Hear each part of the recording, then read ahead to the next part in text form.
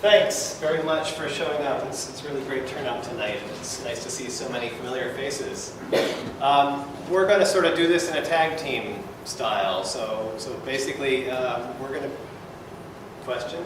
No. Oh, okay. Sorry, I missed it. So essentially, we're going to be talking about a collaboration that started 3 years ago. We could have potentially started this 25 years ago, back when our paths nearly crossed, right as I was leaving town to go to grad school, and Lars was coming out here to start his residency. In fact, Lars met John after looking my name up in the LEPSOC directory, talking to my dad. He said, "Oh, we just left town, but you should talk to John Pelham." And then John kept saying, "You got to meet this guy Lars. He's crazy about Moths, and he really knows his stuff." And he does. And it wasn't until just a few years ago, as I said, that we actually started working together. And I think, I don't know, maybe I pushed Lars a little bit into tackling something that he was thinking was a post-retirement project, but the opportunity presented itself. And so part of what we're going to talk about today is the results of our working together. We're also going to talk about why moths are great. So if you've got a dirty mind, that's not the answer to that question. Moths is the answer to that question, and we're going to try to convince you of such. Bring them down, idea. It's much better with the lights down if you can. Can't see the color. That's fine, yeah. That's okay. Yeah, but I can make all kinds of weird faces. The dimmer isn't working, unfortunately. I just do it this way. Yeah. Yeah, that's best. So the way that we're going to run this talk today is I'm going to introduce moth diversity in comparison to butterfly diversity. Then Lars is going to go into more detail about where and when to find moths and some of the interesting moths that we can find in the Northwest, basically building off of the knowledge that he's built from his moth studies in the region since he moved out here in '87.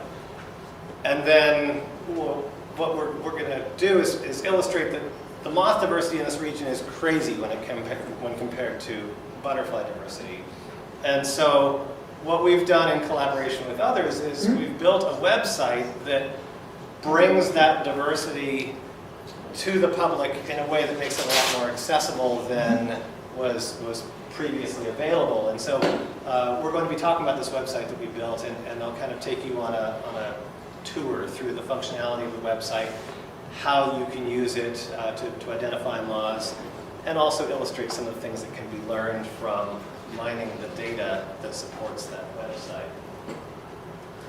So if you think about the diversity of butterflies in the Northwest, and you've been sort of learning this diversity through your studies, there are a lot of species, and it can be sometimes hard to keep track of them because there are so many different species. But let me tell you, compared to moths, that diversity is tiny. Moth diversity is just absolutely incredible, not only in terms of numbers of species, but in terms of sizes of the moths, in terms of their overall body plans. Most butterflies are pretty similar in their overall appearance. Moths are a lot more variable. So on the left here we have an assortment of different moth species, ranging from the very tiny, these little yellow spots here are individual pollen grains. So this is a moth that's maybe a couple, 3 millimeters long, to something that's obviously, unless that person has really tiny hands, much larger than that. We've got moths that have clear wings, where they have virtually no scales at all. Moths that have no wings at all. There's a female tussock moth here calling for a male with pheromones. And the male has wings and will fly to mate with her. And then she'll basically die very near this spot where she had pupated after laying a batch of eggs. And then we've got moths with these really long, slender wings, like this plume moth here. And if you were to see the hind wings of those, they're scooped out, so they've got basically finger-like lobes on the hind wing. So on the right here, we have an assortment of butterflies and a skipper. We can recognize these as being distinct from the butterflies primarily by looking at their antennae.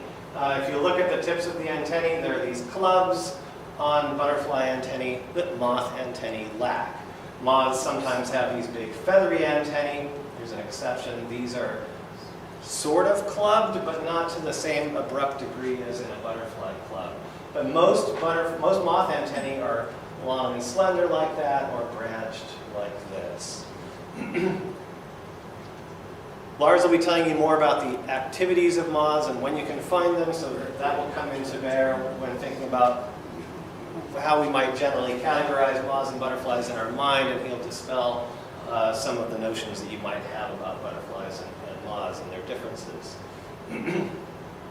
If we think about how these all fit together in the grand tree of life, this is a picture that has a lot of small text on it that you do not have to pay any attention to whatsoever, because all you really need to pay attention to is what's written over here. So this is basically the tree of Lepidopteran diversity, showing the evolutionary relationships among these different groups. The point here, there are really two major points that emerge from this figure. One of those points is that butterflies and skippers are but really one branch in this great bushy diversification of Lepidopteran families and superfamilies. These are moths, all these different lineages up here. These are moths down here. So just in terms of number of different major lineages, there are way more moths than butterflies. The other point to emerge from this figure is that the width of these bars represents the number of species in a particular lineage. So the Noctuoidea, for example, is a very species-rich group of moths. So you can get a sense from that if you try to add up all these bar widths for moths, that's a really wide overall amount of diversity compared to what we see for butterflies and skippers.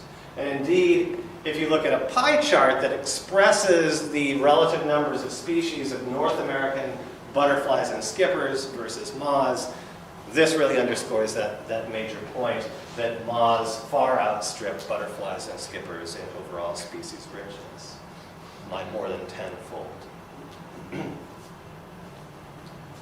Now, within that great diversification of moths, most lepidopterists generally categorize the moths in two major groups, and I think this categorization reflects as much the interests of the moth aficionados as anything, that there are certain people who like to study macromoths and other people that study micromoths, and there's not a whole lot of cross-fertilization between those groups of people. The tiny moths, the tiny micromoths require different collecting techniques and so on, and so it's kind of hard to specialize in both. But on the right here, we have a suite of representatives of different so-called micromoths. These tend to be smaller species of moths, but that's not always the case. This one down here is a carpenter worm moth, which is a rather large moth. It probably has a wingspan of about yay.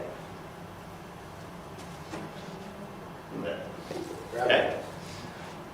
Whereas this is that little tiny guy. These are mostly smaller moths that are rather diverse in how they look and also what kinds of things they do for a living. So we've got flower moths, for example, that feed on stored grain products. We've got species that are leaf miners as larvae that develop between the epidermal layers of leaves and complete their larval life inside of one leaf. We've got other species that are leaf rollers that roll together leaves. You have family names. Yes. Those of us who have studied them, it's nice to get a review there. Sure. So this is a pyralid in the family Pyralidae. This is in the Nepticulidae. This one down here is in the Tortricidae. Here we have a pterophorid. This is a plume moth. Here we have an ecophorid. This one was actually the first moth of this species that was seen alive in North America. And this was a native or is an introduction? It's an introduction from Europe, where actually in a number of countries it's a species of conservation concern. this Who's photo. the guy that found it? Yeah, who was that? That was this guy. And that moth was in my backyard. You brought it. This here is in the family Ceciidae. These are stem-boring moths for the most part, most of which have a lot of clear on their wings, and many of them are rather extraordinary wasp eggs. And this is a carpenter worm moth which bores into wood. So that's this diversity of micromoths. On the left here we have the suite of major macromoth groups. And so we're going to spend more time talking about these. I'm not going to go into detail about these because Lars will be touching on a lot of those. One of the major points here is that the moth diversity is split fairly evenly between macromoths and micromoths. Another thing to keep in mind for later in the talk is that within this great diversity of macromoths, the website that we developed and we launched this summer deals with every single macromoth family in the region except for one, and that's this one here, the inchworm moths, Geometridae. So we'll be adding those in, hopefully, if we get more money to do that, or at least more time, hopefully both. So without stealing any of Lars's thunder by talking about any of these groups of macromoths, I'll now turn it over to him. He can talk about where and when we find moths, and then I'll see you again to show you the website. So I'm going to talk a little bit about when, how, and where to find moths, and actually had Meryl come up with this slide. We actually mined the data from our own website for this. We basically just created this bar graph here, a histogram, with a number of records that we have in our database compared to when we found these records throughout the year. And you can see that there's basically every month of the year when you can find something out there in the moths. There's a small bump here in January and December. Obviously, there's a big one in the middle of the summer. You also have to temper the interpretation of this with the fact that a lot more people out here looking at this time of year. So you can see that if you go out, there's a chance that you can find moths sometime during the year. So if you go out during the winter time and look at your porch, this little guy might be sitting here. That's a cankerworm. That's the male. The female doesn't fly. She sits on a tree someplace nearby and calls for him. If you go out a little bit later in the spring, this is a noctuid moth. This is called Orthosia transparens. It's this beautiful red color. This is a fairly common moth in western Oregon and Washington. It has this beautiful crest on its thorax, and its antennae are tucked away in there. When you're out looking for butterflies in the middle of the summer, amongst all the silver spots are these guys that the Albertans call it police car moths. I don't know why, but they do drink a lot of beer up there. It might have something to do with that. Then when you go out again in the fall, this guy is out there. A lot of the fall flying moths in a tribe called Xylonini are colored the colors of drying leaves. And this is a guy called Mesogona subcuprea that I actually named back in the early 90s with Paul Hannon. Some moths are found all throughout the year. This is a common moth called Autographa californica, and I spew Latin like this all night long because I don't really even know the common names of these things, so I apologize for that. It's a moth habit. This guy shows up early in the spring, probably partly as migrants from the south, lays eggs, and we can see that there are several generations through the year, probably as many as 3. And if you went to warmer climes, this guy would probably be found all throughout the year. But other species are only found during one little part of the year. There might be spring flyers that show up in here. There could be July and August species that show up in here. And there could be fall flying species that only show up in here. And you have to go out during those times of the year in order to find those moths. Talk a little bit about day flying moths. A lot of them are found on flowers, which is nice. This is rabbit brush, one of the fall flying moth favorites, and this is a really beat up specimen of a Shinia that you often see on those guys, especially late in the day. There are 105 day-flying macromoths in the Northwest, and it turns out almost as many as butterflies, and much more interesting actually. They tend to be more common in the spring, high high in the mountains, and especially as you go further north, where there's relatively more day and less night. Like I said before, the late species are often on rabbit brush. And there's a suite of non-nectaring day-flying moths, including the tiger moths and giant silkworm moths like the hemilucas. You can see the big guys that fly around in the middle of summer and late summer. And then there's a bunch that you can find on flowers. Hawk moths, sphinx moths is another name for them, and many noctuids. We talked about flower moths earlier. This is flower with a W, flower moths, the Heliophyne. Forester moths, black guy with yellow and white spots on them, and other genera and other groups that are mostly nocturnal, like the little guys named Anophylla that we'll look at in just a second. Here's some examples of day-flying moths, and I'm going to go through all this stuff really quickly. The point is not who they are. The point really here is to show you the amazing diversity of moths that we have in the Northwest. This guy lives on tops of mountains like Slate Peak. These Drasterias are primarily night-flying moths, but they all have bright hind wings like this, and a lot of them are buzzing around during the day as well and will visit flowers. And you can see these out in the desert during a number of different times of the year. This guy is kind of a blue moth that flies here in the western forest. And this little guy is quite small. This scale bar that we see on all of our pictures here is a centimeter. So this guy's only about 1.5 centimeters. He flies in the early spring. Here are some more day-flying moths. Shinias are these flower moths. Heliotis is another genus of flower moths. These guys are also quite small. You can see here's 1 centimeter. We're going to see a habitat photograph for this guy later. This guy is a beautiful, beautiful moth. It's only found along the west coast. There's only a few places in the Pacific Northwest where this is found. Yakima and Klickitat counties are those places. It also occurs further south in California. This little guy, another tiny moth, this lives on rocks up in the lichens on tops of mountains. You'll find it in places like Slate Peak, and it goes all the way to the Arctic Ocean north from there. And here's our friend Autographic californica, primarily nocturnal moth that often flies around during the day. Oftentimes when I see these things, it's a big juicy moth flying around the flowers. I think it's going to be really exciting. This is one of our most common moths. I'm always disappointed when I catch it. But he is quite handsome. So how do we do this? If we're not out during the day, we go to Arizona where this picture was taken. This is not my picture, but you can certainly put up a light. Moths come to light probably because they navigate with parallel beams that come down from the heavens. And you put a point source someplace, they get confused and they end up coming to it. A lot of people who like to observe moths will put up a sheet like this. It's great because a lot of the moths will land on the sheet and you can take a close look at them. Some people like John Davis, who has talked to this group before, takes pictures of them. And it's wonderful if you don't want to start a collection, which incidentally I think is a great idea for moths, having a collection actually. Because it takes so much to learn them that having a specimen in hand is really helpful.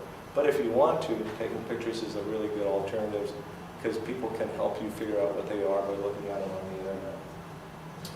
That's not what I do. I use a trap that looks like this. I can put up about 10 or 12 of these traps in a night, go to sleep, and see what Santa brought me in the morning.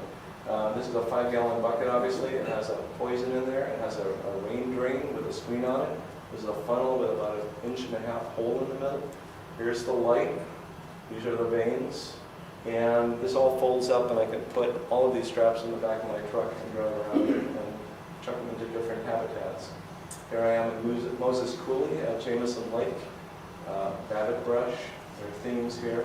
There's a couple of these traps set up. And it gets dark. I turn them on, and I go to bed. And then I see what's there in the morning. Works great. So much fun. So much fun that my wife hasn't found with me doing this since 2005. Here's an alternative that works sometimes in the Pacific Northwest. A lot of noctuid moths especially like rotting fruit. And you can make something out of, say, rotting bananas, or I think this looks like peaches. If you add a little beer, a little yeast, and a little thyme, this will ferment, and you can slap this on tree trunks. And these moths will come and look, he's drinking at the bar. And sometimes these guys can get so drunk that you can just kind of walk up to them, put a jar under them, tap them, and they will fall in. Unfortunately, this does not work very well in the Northwest, except really early in the year, really late in the year, and for some species like these underwings in the middle of the summer. What species of guitar are those? Oh, these, who knows, these are, that's probably, this is Eastern stuff. This is, I won't go there, I didn't too much time. So where can we find moths?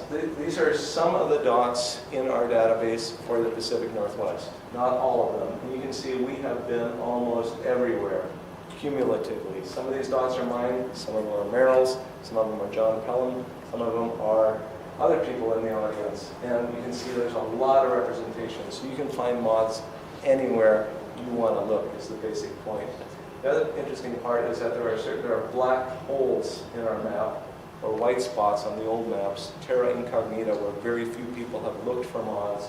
So if you want to add something, look at our map, go to these places, put up a light, and find something that nobody's ever found before. Next thing, I'm going to go on a whirlwind tour here. This is going to go really fast. I'm going to go from west to east, and then up north, and I'm going to show you some interesting habitats and some of the moths that live there. One of the themes is that interesting geological and botanical habitats are also often very interesting for moths. This is serpentine soil. Open habitats are great for a lot of moths. So you see here there's lots of areas where there are no trees. Here's the Salish Sea going by. This area has some juniper growing there. This moth feeds on juniper. This is the only spot west of the mountains where that moth has ever been found. So you go looking for the plant, you're going to find something interesting. This is also an east side moth. This is a little teid moth. It rolls up its wings and looks like a little white stick when it's sitting down. And when you spread its wings, it goes like this. These guys are also dry side moths, and they're found in that very special habitat because it resembles a lot of the places that are found east of the mountains. What family did you say the upper left one was? This guy? Yeah. They've changed everything else. Around now, that used to be an arctiid moth. I still use the term arctiid. It's actually arctiid. It's a subfamily now in the family Erebidae. So they've split noctuids and Erebids and Nolids and Utiliids. So what used to be noctuids is now 4 different families. We have references to all these checklists and so on where this work has been done on our website. If you want to look at it, you can go there and try to figure it out. So the recent changes are confusing. You guys are as bad as us. It wasn't me. Oh. Yeah. So here's a place that butterfly collectors love. These are some of the gravel outwash prairies in the South Puget Sound region. We've got oaks here before they leafed out. We've got prairie. We've looked for moths there. We found some moths here that like oaks. This is a giant. This is a centimeter. This is an underwing moth called Catocula ilia. It's got the subspecies named Zoe here on the west coast. This is a smaller moth that's still quite beautiful. This is a tiger moth, and this is a subspecies. The first specimen of this was collected, that I ever saw, was collected by John Pelham. It was collected at 13th Division Prairie, but it's also found in places like Mama Mounds. I've since named that Olympia as a subspecies name. Old growth, we've got not very much of that, but we do have dense forests. This is okay for moths, but not as good as open places. You know, it's also okay for butterflies. Here are some of the moths that are found there. This green guy flies early in the year, feeds on very ordinary trees like dead fir. Here are 2 of our northwest gems, Autographa speciosa. Speciosa means beautiful. Pulcrata means beautiful. They're both gems, and they're also very rare. They're found from Vancouver Island along the west coast all the way down to San Francisco, but they're most common in places like western Oregon and southwestern Washington. There's another common moth in our area that you can find in your yard in Seattle. Here we get into a specialized habitat, southwestern Oregon. This is serpentine soil again. The white stuff is fog. It's a really, really beautiful area. A lot of penstemons there. Penstemons are food plants for a favorite genus of mine called Sympistus. There are 2 Sympistus that are found in that area and nowhere else in the Pacific Northwest. This guy is quite small, quite beautiful. There's another Mesogona. We looked at the other moth that I named in this genus earlier. Paul Hammond discovered this one at H.J. Andrews Forest down in Oregon. As we go up in the mountains a little bit, here we are at Horse Mountain. We're looking at the Stewart Range in the background. These are great places for moths. You got open, dry areas. Here are some of the things that live there. This guy flies during the day. He's a night flyer. Here's one of my favorite, genera cobeblepharon. These moths are generally very yellow or white colored. This one is a soft, powdery green. And this guy lives in the deep forest. You won't find him out in the areas with just the low plants. You have to put your trap in the trees to get this guy. As you go a little bit further out, you're still looking at the Stewart Range, but here you are out in the spring. This is May. This is Dur Road. I'm sure lots of you have been there. This is a great place for day flying moths early in the spring. This guy will go buzzing around about 2 yards off the ground, but slow enough that you can run and catch him. These guys are really quick. You have to walk slowly, and you have to spot them off in the distance. If you walk and swing away at butterflies, you will scare these guys off before you ever see them.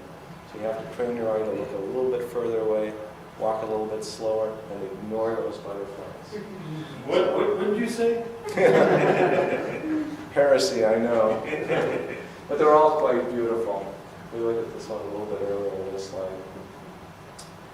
When you go down by the creek itself, this is a great place to look for larger moths. Most of them fly during the night. I put together a few sphinx moths that you might expect to find in an area like that. This beautiful fuzzy olive green guy with maroon on his hind wings flies very early in the year, probably February and March. These guys are found later in the year. These guys eat cherry, and this guy eats poplar. This is a huge moth. This is a centimeter again. But they're not that rare, but you have to look for them at night. You go, yep. Crabos. Oh, just comment, if anyone's looking for specimens of those sphinxes, they're in a box in the back.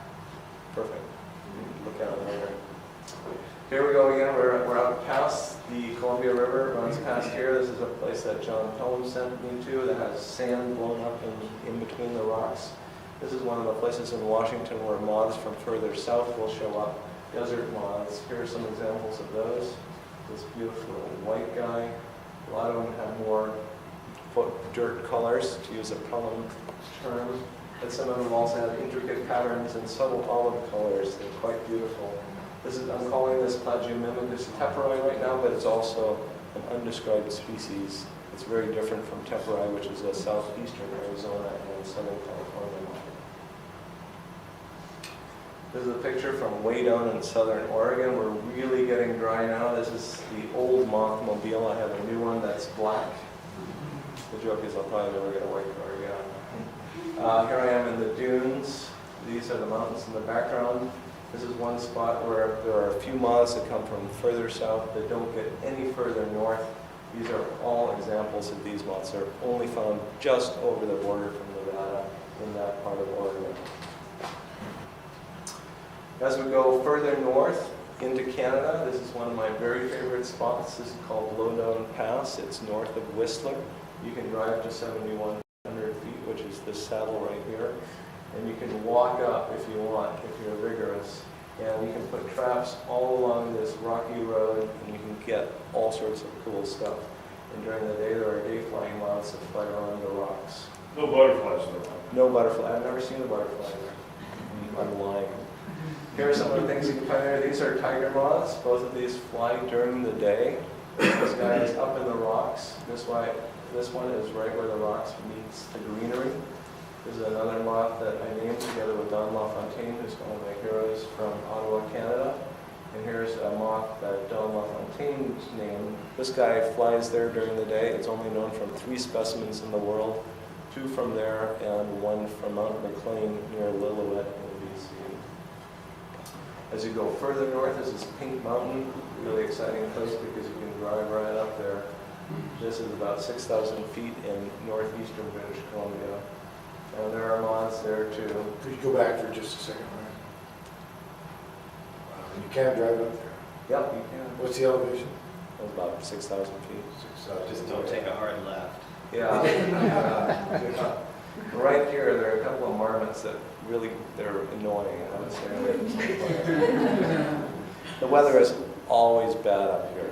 And it's one of those places where you have to get lucky to do really well. And I put traps all along here. This rocky slope is really good. Right in here, my friend Jim Trowbridge put a trap. He collected one of 2 known specimens of a really beautiful moth. Actually, this guy right here.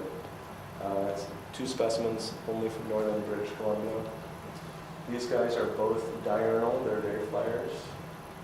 And this is a northern moth. It's a subarctic moth. It's found from Labrador to Scandinavia, and it gets as far south as Pinkman. How are we doing for time? We're okay? We're fine. Yeah, so this is one of my favorite genera. This is Copoblepharon, which means lots of eyelashes in Greek. If you look very closely at the eyes, they do have things that look like eyelashes. There are all these beautiful soft greens, yellows, and whites that we talked about earlier. And when I came here, John Pelham sent me to sandy places, and I made a habit of looking at sand dunes for a really long time. And together with Don, I named this one, and this one, because the more you look, the more new species showed up. It was really a really exciting time. I'm going to take you to a couple of these sandy places.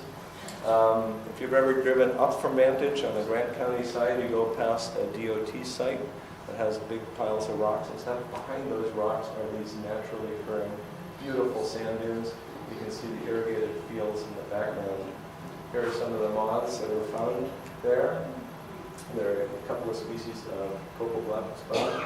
This one is absidum. It's quite common in a number of sandy areas. This one's called mutans. That's a little joke because we named it from Hanford. But it's only found from Hanford to those dunes. It's never been found anywhere else. And when we've looked at interior dunes, it doesn't occur there. It's not at Moses Lake. It's not at Juniper Dunes. It flies for about a week at the end of August and beginning of September, and you have to go out there to find it. There's a euxoa. There's lots of euxoas. This guy looks like sand. It's quite variable, and it's found in those sand dunes out there. Here are the dunes at Moses Lake. This is a place that some of you might have been. A different suite of moths fly there, including this Copoblepharon, which looks a lot like that mutans we looked at earlier, but this guy flies in the spring and only in the spring. And when you go to the place where the other guy flies, there are no Copoblepharons like that fly in this spring. So these are temporally segregated and also geographically segregated, but only by 30 miles or so. When you go to the marshes there, here's a guy that bores into bulrush. This is the guy that eats the peas that grow out of the sand dunes there. This is the guy that lives on the docks that stick up out of the sand dunes. When you go to the beach and look for sand dunes, yeah, there's a Copoblepharon there too. There's a long story about looking for a guy that was known from a couple specimens from around Victoria. When I first saw the dunes at Deception Pass State Park, I said, that's where that moth is going to be found, and it turns out it's very common there. And we later found out that it eats this plant, yellow sand verbena, and the moths actually burrow down in the sand during the day. They come out at night, they chew a little hole through this epidermis, which is quite waxy and hard, and then they stick their head in and they start eating large circles like that, and you can actually see these blister marks that they make in the plant. Is that the adult or you're talking larvae? That's the larvae. But the adults nectar on those flowers, so they're both tied to that plant. This is that moth. It looks a lot like the other ones we looked at, but it's darker, so we call it Cuscum. There are a few other moths that are only found on Pacific sand beaches in Washington and Oregon. Where does it feed again on the plants, larvae on the? It eats the leaves. Can you see the mine? Is it like a mine? Yeah, it's kind of like a mine, but it looks like a blister. So some lycaenids make similar blisters on docks. When you get used to seeing them, you can say, yep, that hole was made by that caterpillar. Little hole in the middle, and then a like dime-sized area around it where there's nothing inside the leaf. And then finally, here's another, that dock that grows out of the sand dunes. This is at Moses Lake. There's an undescribed species that probably feeds on that plant. We still have about 10 or 12 undescribed moths that I know of right now that live in the Northwest. So plenty of work to be done out there. I just wanted to go over a couple of terms that will help you navigate through our site, which Meryl is going to talk about in a second. A lot of these terms are similar to what you see on a butterfly wing, so they will be familiar to 2, we talked about the costa, outer margin, trailing margin, anal angle. I'm going to go fast because these terms are also on our website. But here's a few spots that are very specific to noctuid moths. There's a kidney-shaped spot that we call the discal or reniform spot, an eye spot called an orbicular spot, and a claviform spot that some species have, but not all of them. So kidney, eye, keyhole. Those spots are right here on this specimen, but not clearly as obvious as in that other moth. And there are a number of lines that are really important. If you can see the spots, you can find the lines. So in the middle of the wing is the median line. Outside that is the postmedial, on the other side the antemedial, and there are spaces on the wing that are named after the lines. Again, this is on the website. Special marks, there's a W mark in some species, that's pretty obvious, and some of them have dashes on various parts of the wing that you can see there. This guy also has a dash, but we didn't put a marker on it.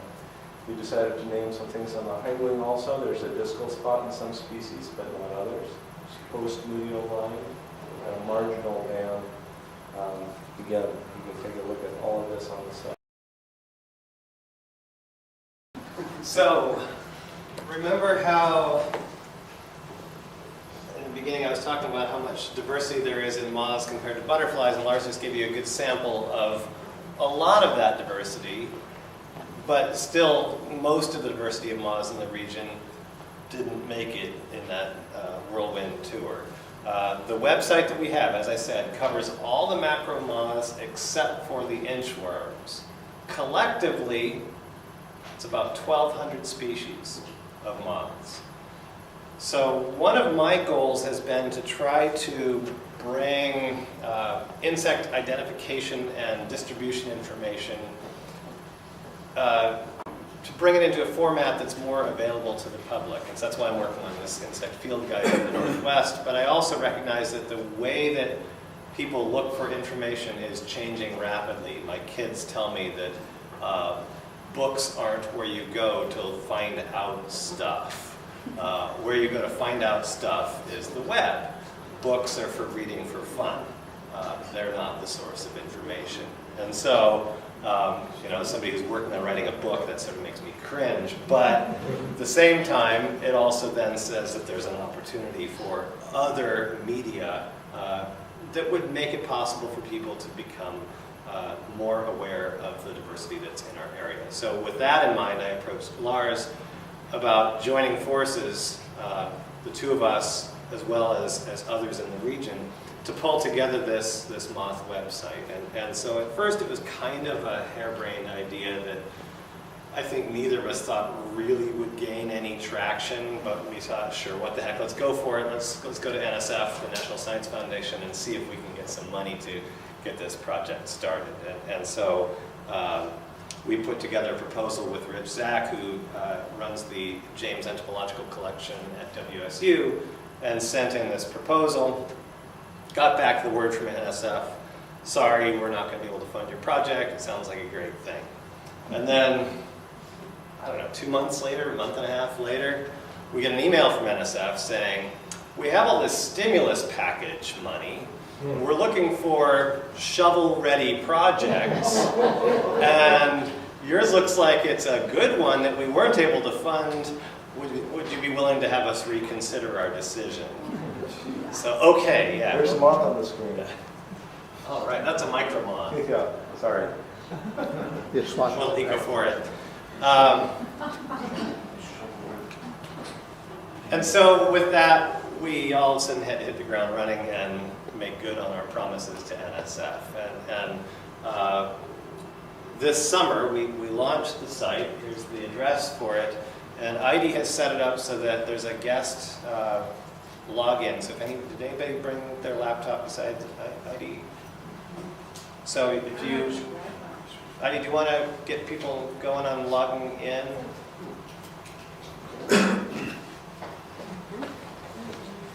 If you have a smartphone, we set up the website so that it will actually work with a smartphone. So most functionality is enabled for smartphones. Some of the things we had to. So we wanted it to be a tool that would make it easy for people to identify moths despite their diversity. And not only so that people could fall in love with moths in the area and realize how great they are, but also to create a tool that would make it possible for land managers and ecologists to gather data that might be useful for long-term studies and surveys of communities of organisms in their area. And so essentially the site, we designed it with this sort of modern look. I had a bunch of computer science students at Western who were a very talented bunch of students essentially turn ideas into something that would actually appear on a computer screen, because I don't know code and Lars doesn't know code, and there's a lot of complicated stuff going on in the back end of a website like this. But basically there are some primary features of the site that are up here, and they're reprised down here as well. These are the three main functions of the website. There's ancillary information I'll point out to you in a little bit, but if we sort of zoom in, so this will stay here. If we zoom in on those three main functions, we've got species fact sheets, which are basically, you can think of them as being like the species account page in a field guide, only these are interactive and digital.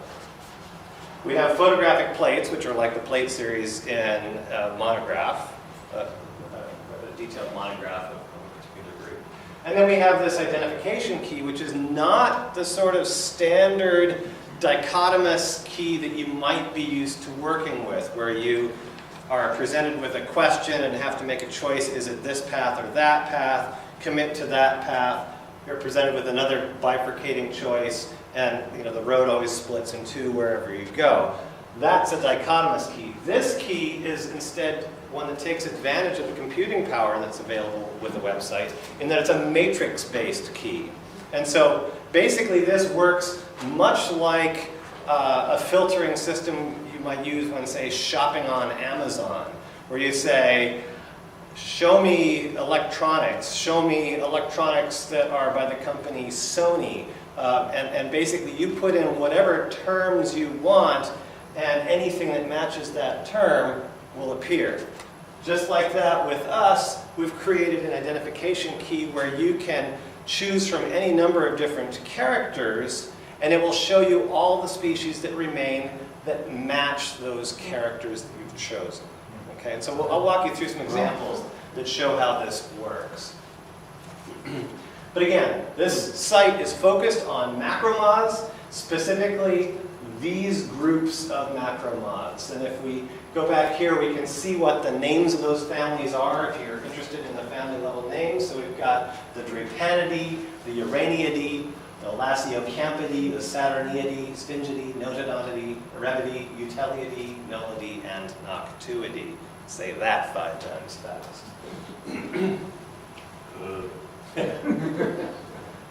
It's a project that involved us, but also involved a lot of other people and institutions, because basically it's a project built on the collective knowledge of a bunch of moth experts, a bunch of computer whiz kids, a bunch of students willing to do the grunt labor in my lab of scoring characters and processing lots and lots of images, and a bunch of institutions willing to open their doors to say to us, yes, you can come into our halls, you can come into our museum and look at our collections and glean data from those collections. And these were some of the major players as far as the institutional collaborators go. These two guys were major contributors in terms of content to the website as well. So Lars took the lead on writing the species accounts, but Paul Hammond here, has done a lot of life history work, especially down in Oregon. So he has a tremendous amount of knowledge of what certain species eat as larvae, what their habitat preferences are down in Oregon. And so his expertise really complemented that of Lars, who's worked more up in Washington and further north. John Shepard, has been databasing moths in collections for a couple of decades now. And so we were able to get him funding to be able to continue that process essentially full-time for a couple of years. And so it's kind of a thankless task. He spent hours and hours and hours sorting moths in collections, staring at their labels, entering the information into the computer. Yes. Nobody in the world better suited for it. Yeah. Yeah. No, he's He was young when he started, you can see. right. that. Yeah. He looked like me when he started. Yeah, he's an incredibly meticulous fellow. Anal is probably a good description. But also has this amazing amount of information about old records from the literature. And so he's been adding a lot of those records to the database as well. Plus, he's got a lot of great knowledge about old collecting sites and old habits of old-time collectors. So when he sees a label with some sort of fancy cursive writing on it that's maybe hard for us to read, he says, oh yeah, that's so-and-so's handwriting, and this is the site this is the site I know this site, and here's the coordinates from that place. This is one of their 2 houses, and I know which house this was. So it's just kind of ridiculous. And that also, the old thing, brings another point in, which is that as we're making this change into the digital age of knowledge, something that's happening at the same time is kind of troubling, which is that at universities around the country, taxon-based courses are being canceled.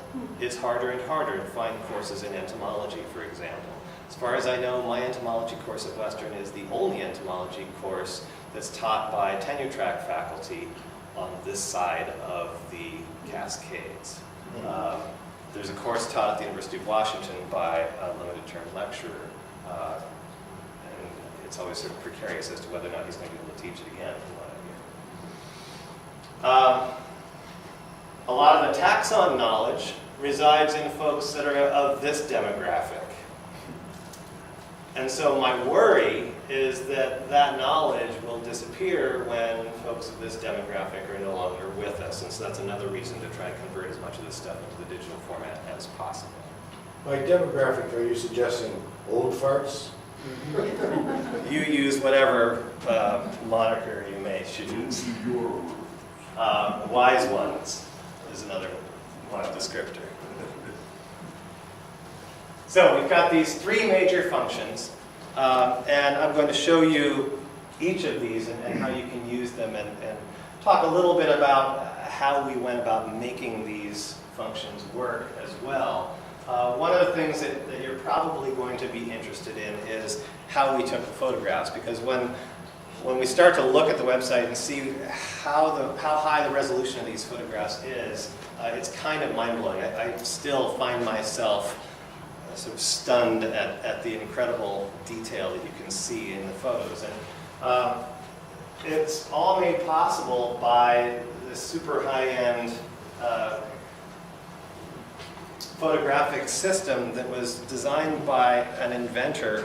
He built them in his barn in Virginia. He's an inventor engineer with an entomological background who runs a company called Visionary Digital. And so the NSF grant paid for this instrumentation system, which is basically a computer-driven camera lift. So the camera is mounted to this motorized lift, and the lighting is incredibly powerful lighting. So these are, inside of each of these is a 1,000 watt flash. And so what we can do is shine that light into a reflective umbrella. It comes back through another diffuser, so this is doubly diffused light. And so what ends up happening is all the hot spots that you get from using flash go away. It's just beautiful, soft light, and so you can see high detail. There's so much light and so much intensity in the flash that there's no worry about shaking under high magnification. So the images are really, really crisp at high resolution. Yeah. Where's the specimen in all this? The specimen is inside of here. Okay. Yeah. And then for some specimens, Dave has probably talked some about the stacking that you do for photos. So this has stacking as well, and that's where we can take advantage of the motorized lift. And basically what we can do is for a deep specimen that's like that deep, maybe a thick beetle or a really thick moth, we can tell the computer, here's the top, here's the bottom, now go. And the computer takes over, pulls the camera up to this position, to the top position, takes a picture. A second later, it's another picture, another picture, another picture. It just does the whole thing automatically, exports all the images over to this computer, and then we can process them like that. This whole, just to make you sort of quake in your shoes about how much money you can spend on photographic equipment, that setup ran about $50,000. But it comes with lenses that allow us to take pictures of anything ranging from the size of an individual scale on a moth's wing, where it can fill the screen, to both of these computers, or this whole setup and more. So we've got lenses that allow us to take pictures of herbarium sheets all the way down to microscopic objects. Where is it lodged? In my lab. Yeah, lucky me. Convenient. Yeah, it's a good thing. So, I'm going to take you on a magical mystery tour of the website and all that it has to offer.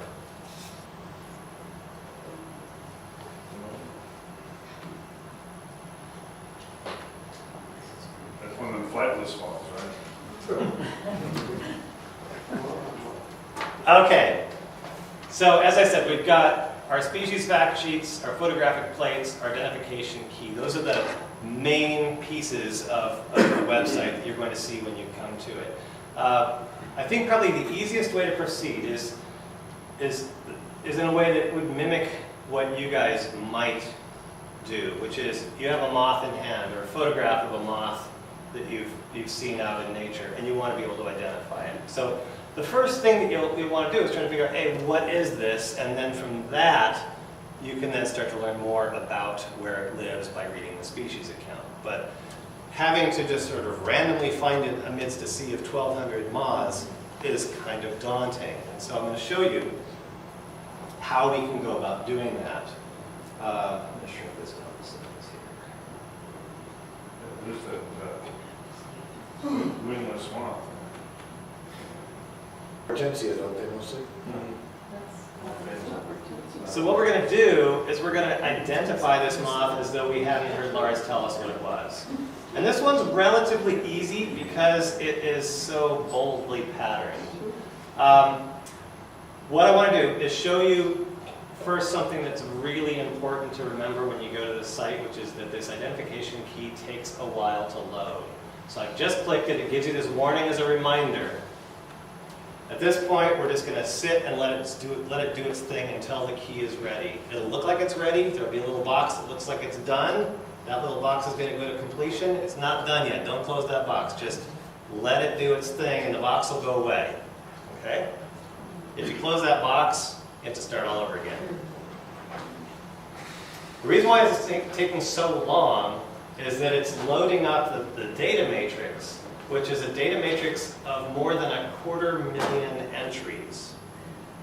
And it's also loading up the photos that support the key, and there are something like 1,700 photos that are in this key.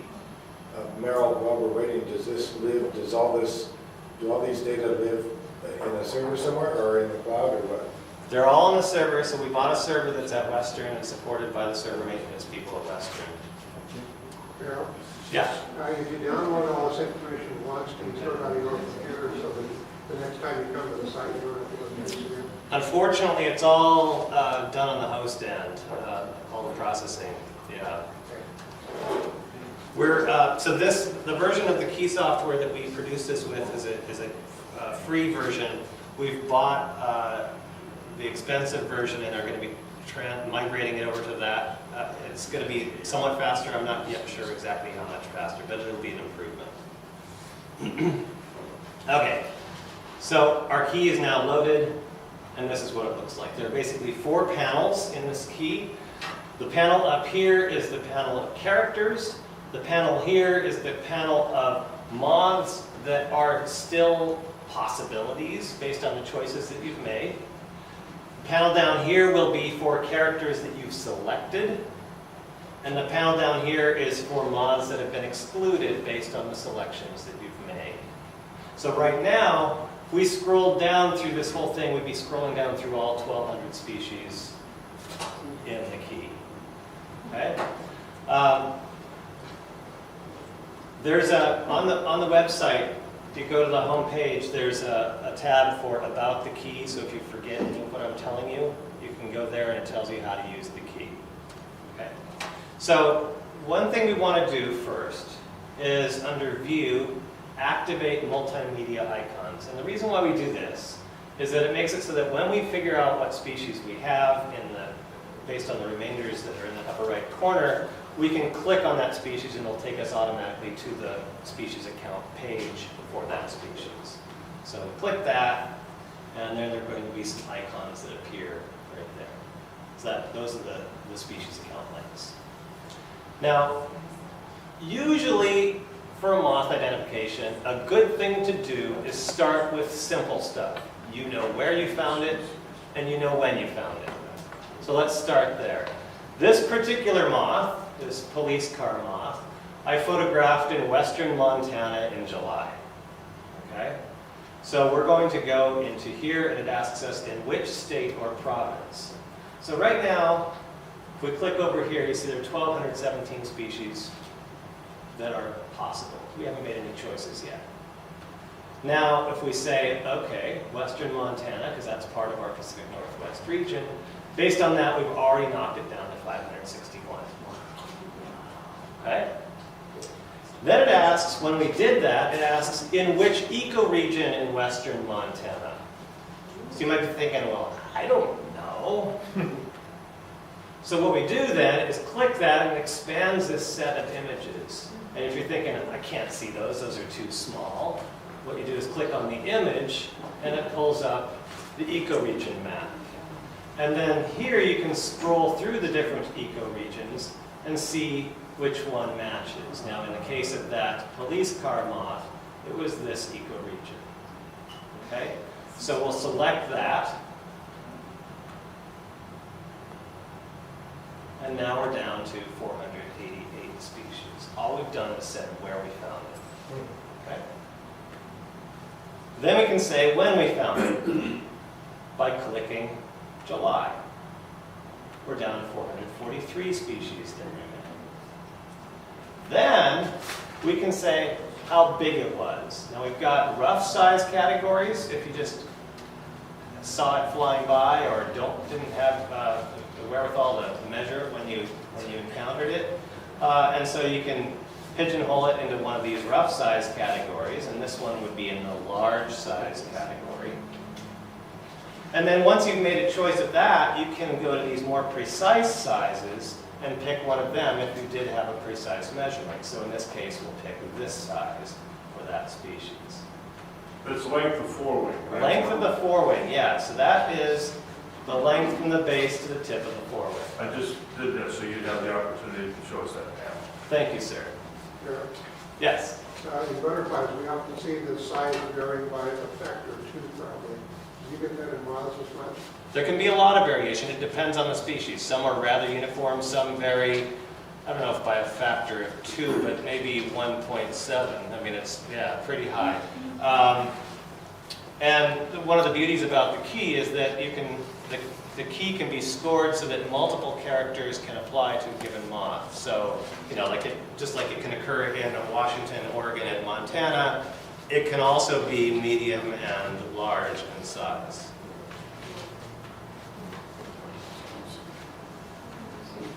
Okay, so we've made our size choice. We've done nothing about wing shape, wing pattern, wing color, or anything like that.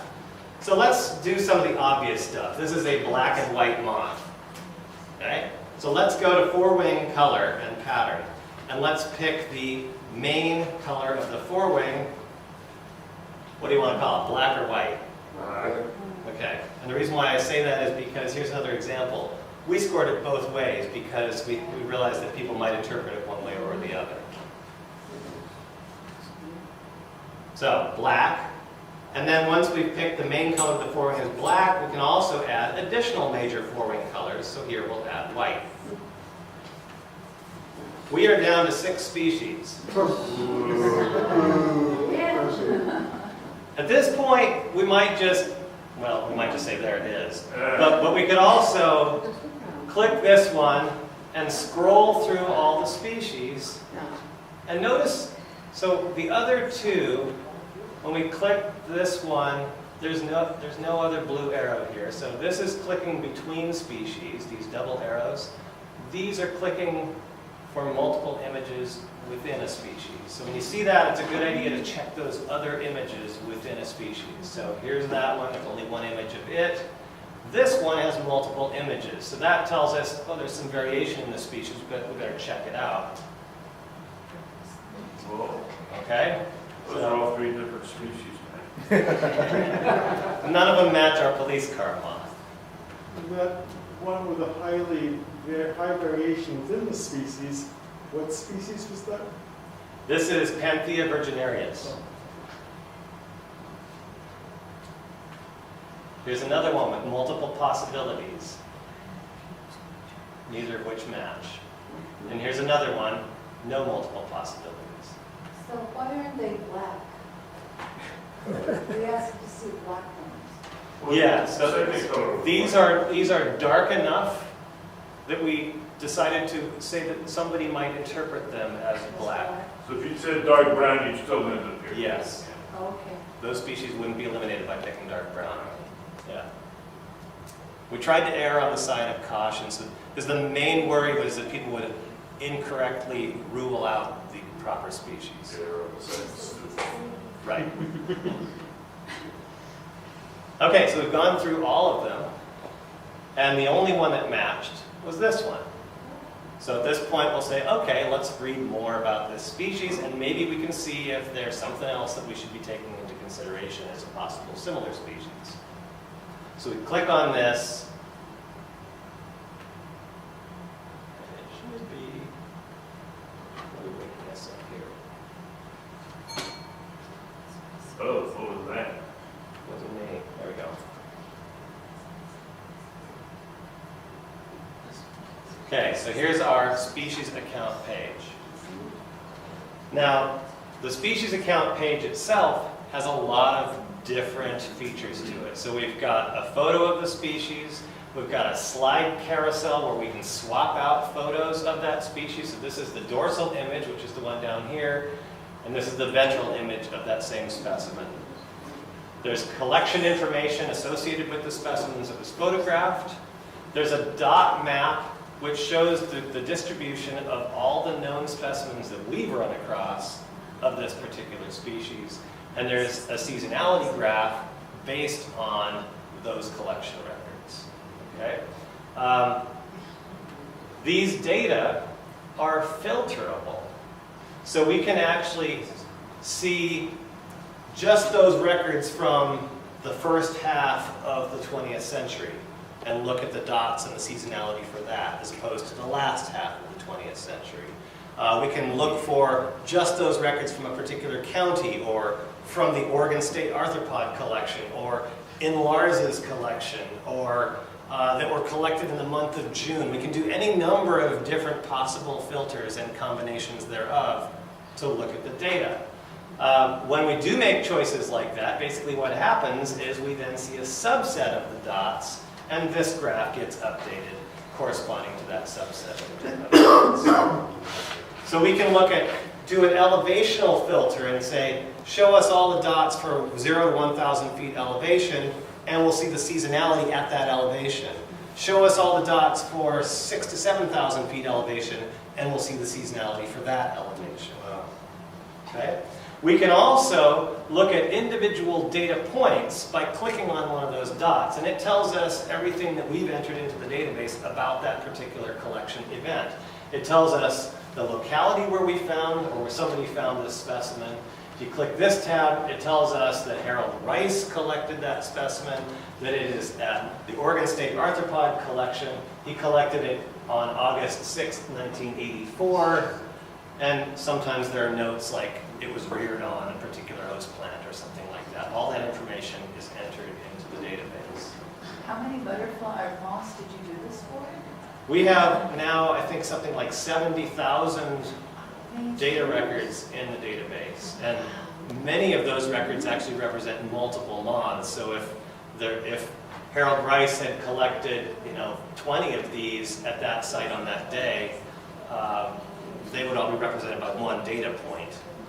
So these are occurrence events, basically. Yeah. Obviously, especially because the live picture and the pin picture, they'll be in different positions a lot. Do you have many live pictures in your database? We do not yet. I added one just as an experiment because we're just starting to play with that functionality. One of the things that we want to do is add that, and that's actually one of the things we're hoping that we can put out a plea for here. So we can send you. Yeah, because what will happen if you send us photos of moths is we can A, confirm the identification for you, B, turn that into an occurrence event that shows up as a dot on the map, and C, if you're willing, post your photo in the carousel of photos for that species. Yeah, the carousel includes all the pin stuff that you've already analyzed Yeah. and photographed. So Yeah. then you could add images of live specimens as Yes, well. yeah. Right. And we can also add images of genitalia and larvae. Well, that's And, reverse. yeah, well, we'll do that for you. What's better than butterflies, John? And larvae, will you be adding Yeah, we want it. stages? We want to add as much as we can. So yes, it would be great to add larval images as well. Show them the detail on that. Yeah. So these images are, as I said, very, very high resolution. What you can do is if you use this tab right here, we can toggle into the full page view for that image.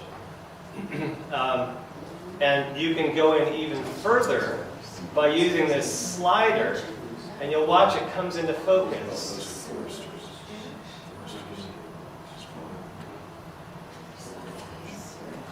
So every image is like this, and this is using a piece of software called Zoomify, which basically takes these super high resolution 24 megabyte files and busts them up into a bunch of small JPEGs that represent different degrees of zooming in. And so it will say, okay, you want to go here? We'll go in on this set of JPEGs, or we'll go in on this set of JPEGs. And it makes it take a lot less memory. Also makes it so that people can't just steal our photos from the web and use them for making placemats and mugs and stuff like that. Did you, Harold, did you use some of the NSF money to hire undergraduates on work study or something to do a lot of the data entry, or who did all the keyboarding? So, well, John has done a lot of the keyboarding. Lars has done a lot of keyboarding. And students in my lab and I have also done a lot of that as well. I spent probably 50 hours a week for the month leading up to the launch, going through the database in the key, those 250,000 entries in the key, to make sure that they were as accurate as I could deal with. And I sort of felt like I was in some sort of weird netherworld of checkboxes, and it was kind of a bizarre place to be mentally. Yeah. The maps also can go full screen. So if you want, you can zoom in a particular area. If you want to see it in satellite view to see the lay of the land, you can do that. So this is all basically a Google Maps driven interface here. So we take advantage of all the things that has to offer.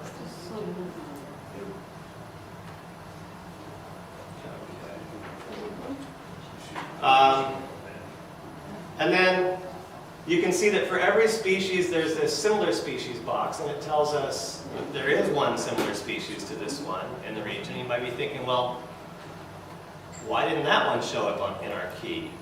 And the reason why is that if we read down here, this species is only likely to be confused with Nophila latipennis, which occurs in western Oregon.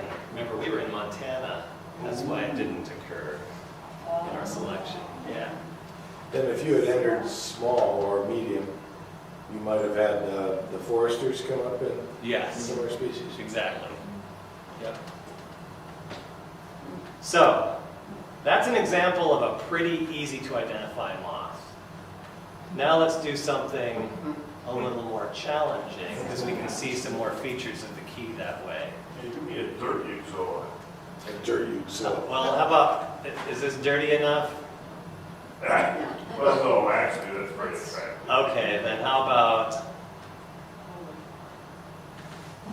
that? Ah, There you go. now we get there. Okay. Ew. Ew. A Miller moth. So this thing, check my notes to see where I found that one. That was, oh, I should know, it was in my yard. I was gonna say it's in your yard in May. It was in my yard in July. Another new national record. Yeah. No. Yeah. Oh boy. Okay. So I've cleared the key. How did you clear the key? Press this this button up here. Okay. So my yard is in Bellingham, which is in the state of Washington. In which ecoregion? It is in the, sorry, it's this one, yes, the Puget Lowland ecoregion. Choose that one.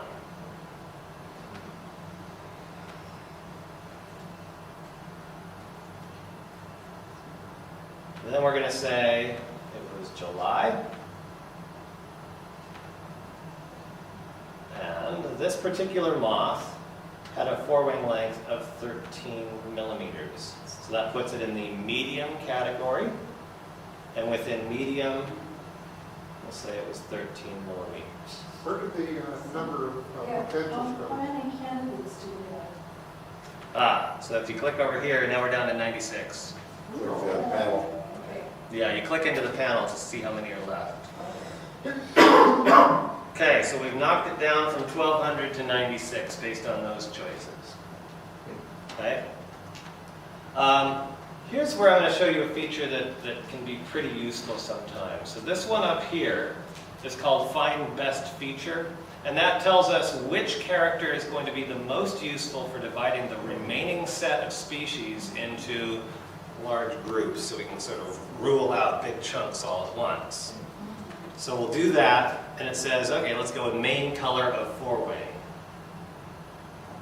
Gray? Okay, we're all seeing the same. Dirt gray. Okay. Now, additional major forewing colors. Perhaps no other major forewing colors? Well, there's like a lighter color on There is a bit of lighter gray, but it's still gray. You could say, well, there's a teeny bit of black here, but in terms of major colors, it's basically a gray wing, right? It's a gray moth with some gray highlights and top with gray. It's smeared with dirt.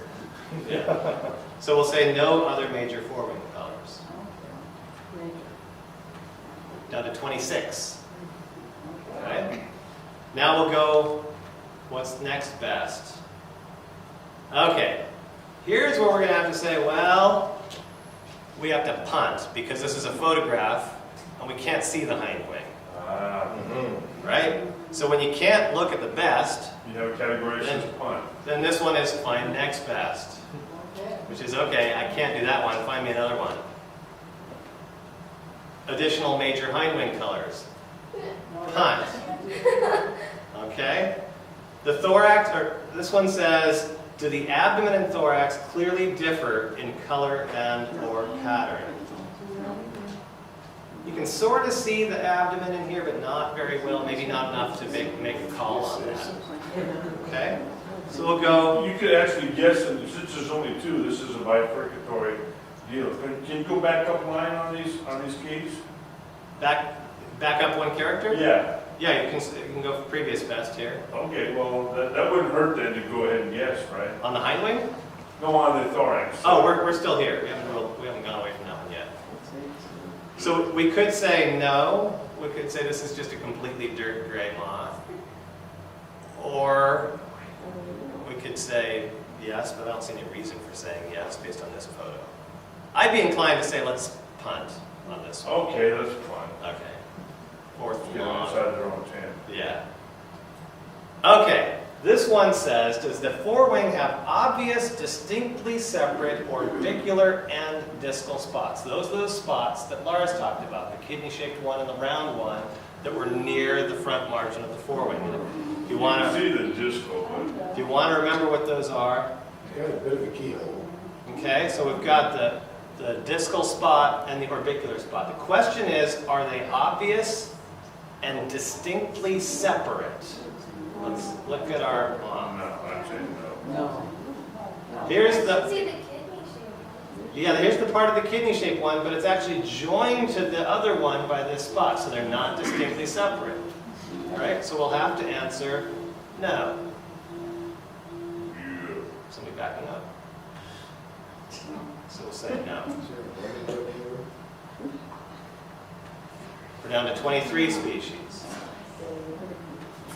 Now, when you get to something like 20, can you just scan through them and say that's it? You can scan through them anytime. You can Okay. scan through all 1,200 if you want. It gets easier the smaller the number of species.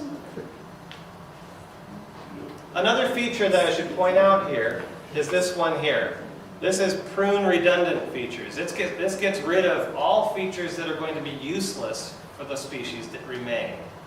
So you don't have to waste your time dealing with characters that are not going to provide you any resolution. So we'll go ahead and do that just to clear out those extraneous characters. Now we'll go back to our find next best. We still are in hindwing characters. Does the moth have hairs on its eyes? I'm sorry, but the photo doesn't really help us with that. That's kind of disgusting. Do the hindwing veins contrast distinctly with the rest of the wing? We don't see that. Does the forewing fringe have a color and pattern that is distinct from the adjacent part of the wing? So, is it really different? Does it jump out like that? Or does it pretty well blend in with the rest of the wing like we? Right? Okay, so that's a no. Now we're down to 22 species. Oh, we got rid of one. Yeah. Hindwing distal spot, can't really say. Do both the color and pattern of the thorax blend with the base of the forewing? So, is the thorax and thorax a lot like the base of the forewing, or is it really different from the base of the forewing? Yeah, It's pretty much like, right? yeah. Okay. 21. We are getting somewhere. Find next best feature. Does the forewing have an obvious claviform spot? So that's that keyhole spot here. Yeah, right there. Right There there. it is. That's what that is. All right. So we'll say yes. Ooh. Well, we can look now. Okay, let's look now. No. We've got multiple images here, so we'll look. Nah. That was pencillus. Let's go back one. That one? Yeah. No. No. Now, that's gonna be photo back. Maybe. It's closer than what we've seen. That's got Really? Here's Lacinipolia patalis. That's more like it. And here's another image of it. Well, that will, yeah, I think that's what it is. Here's Euxoa adameris. Here's Euxoa comosa.